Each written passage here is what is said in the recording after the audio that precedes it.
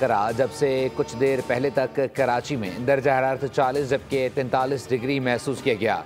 शहर कायद में heat wave की लपेट में शहर में 15 किलोमीटर फी घंटे की रफ्तार से शुमाल मगरबी सम से बलूचिस्तान की गर्म हवाएं चल रही हैं, जबकि समंदरी हवाएं मुअत्तल हैं। शहरियों को दोपहर 4 बजे तक धूप में निकलने से गुरेज करने की हिदायत।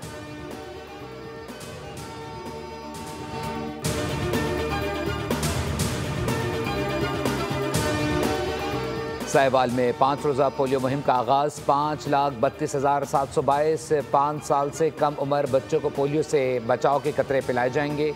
ज़िले में 131 फिक्स जबकि 286 मोबाइल टीमें बच्चों को कतरे पिला रही हैं।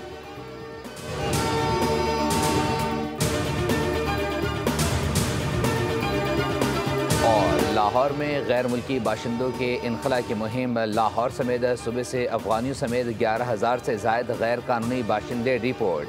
IG पंजाब डॉक्टर उस्मान अनवर के मुताबिक मुहिम में 11,879 गैर कानूनी मुकीम बाशिंदों को होल्डिंग सेंटर्स पहुँचाया गया।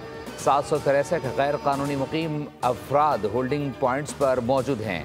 लाहौर में 5 और सूबे में 46 होल्डिंग सेंटर्स कायम हैं।